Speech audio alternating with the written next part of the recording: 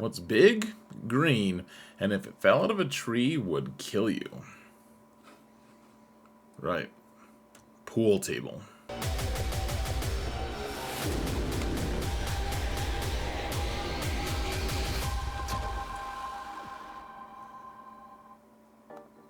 Hello everyone, and welcome to another episode of Xerath Prevails. I've got 5 red-hot 3v3 counters for you, so you can destroy your enemies in style. That's gonna be great, guys. Let's say real quick, thanks to my patrons. You guys are awesome. Truly appreciate every single one of you. And just a reminder, if you want to support the channel for free, all you've got to do is like, subscribe, and comment, guys. Mount the algorithm. Taste the rainbow. Taste the algorithm. The algorithm will taste you back. It's a weird feeling. Let's get going. First one, we've got Tuskens we've got to beat, alright? Stupid Tuskens. They're crazy. A lot of people... Okay, so there's 2 different configurations. This one is the one with the Raider Omicron, and it was an issue for a while. You couldn't really use the bounty hunters. You can use them now because the Tuskens don't have the really good datacron anymore.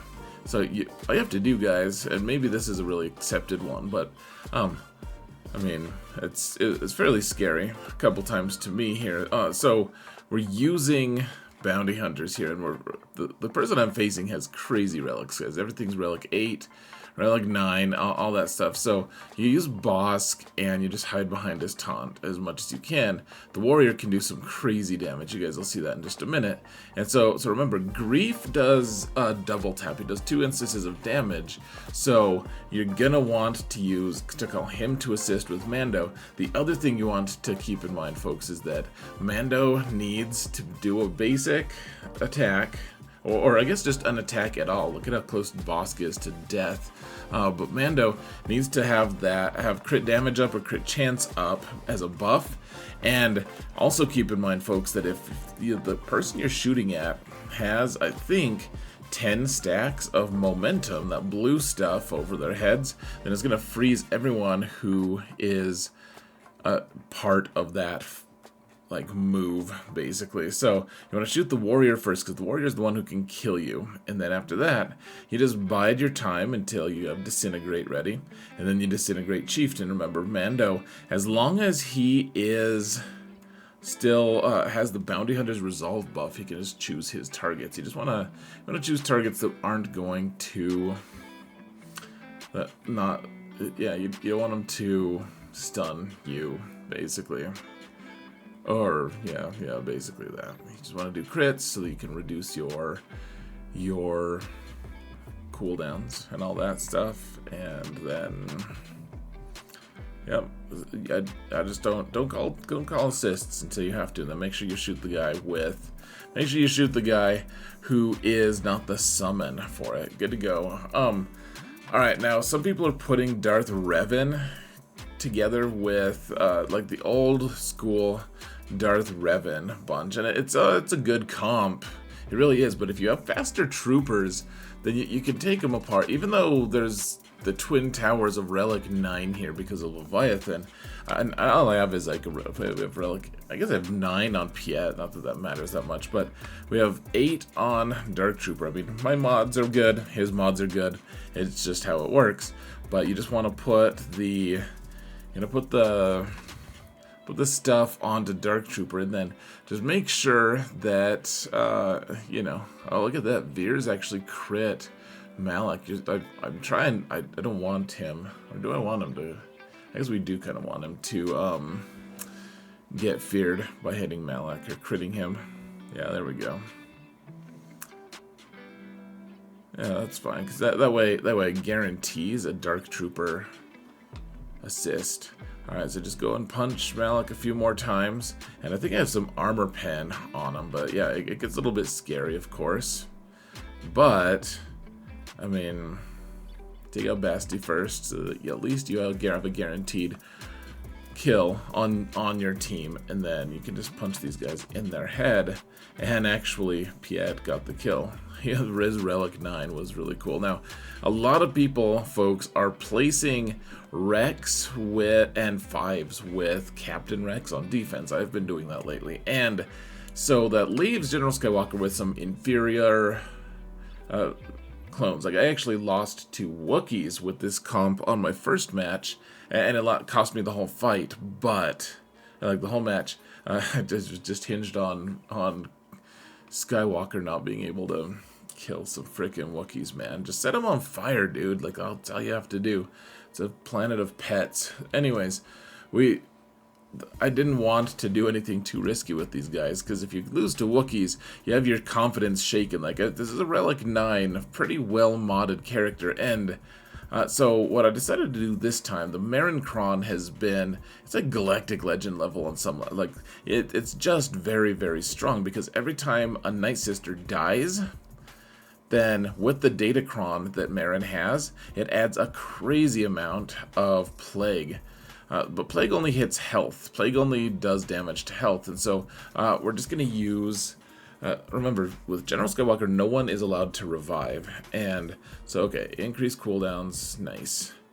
And we'll put Armor Shred on Marin, so that once she dies, she can't be revived by Old Daka. And Old Daka...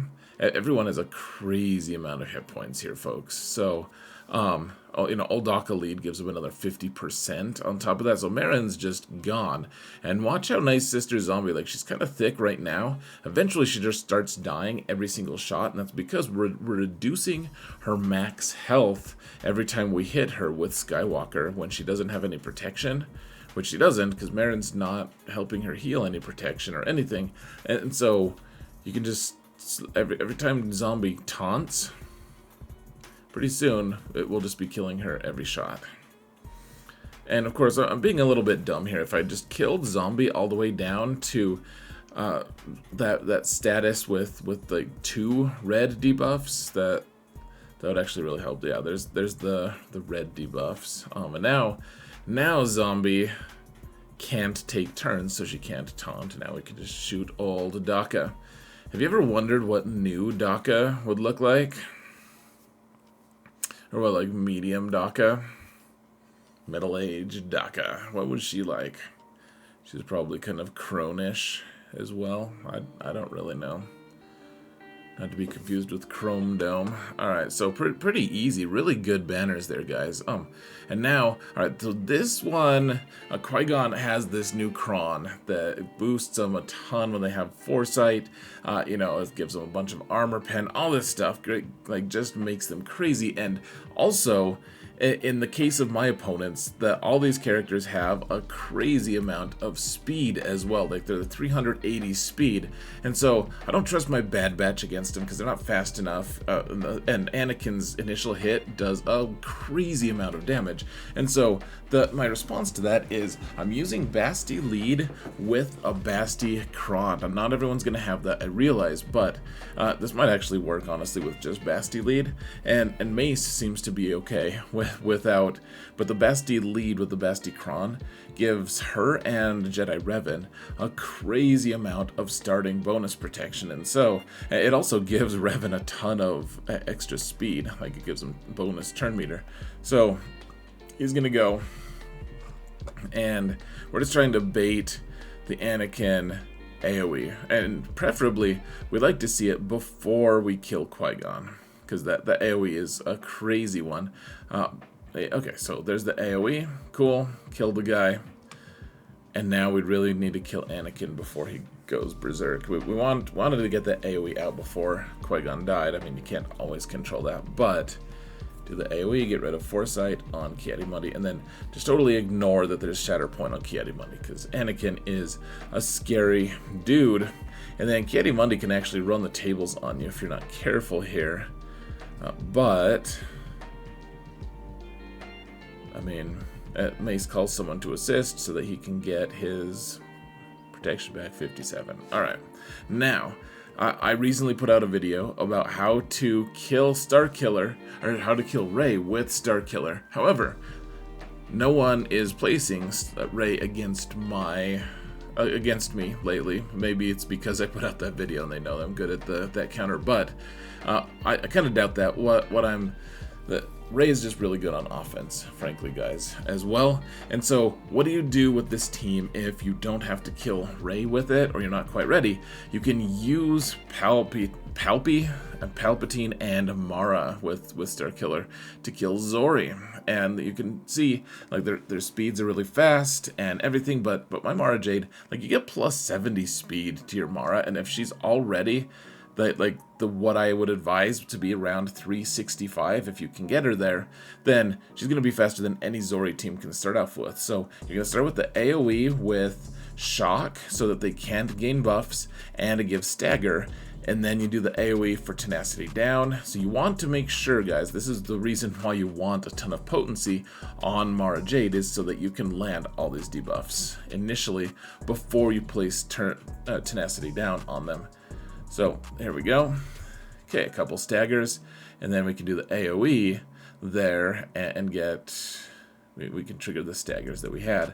Now we can try to do the stun AoE. Cool. 2-turn stun worked. Dispel the stuff, and the awesome thing about this is, guys, they just don't take that many turns if you are playing Starkiller. I mean, maybe you think it's overkill, but Zorii has been messing with people in a big way since she came out. I've always thought she's very strong, and I mean, they've got the thick Kron. It's a tough team to chew through, but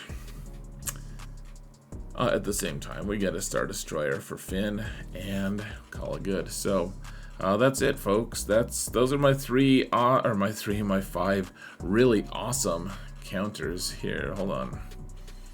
There we go. Remember to mount up, guys. Thank you all so much for watching, and remember that in all things, Zareth prevails.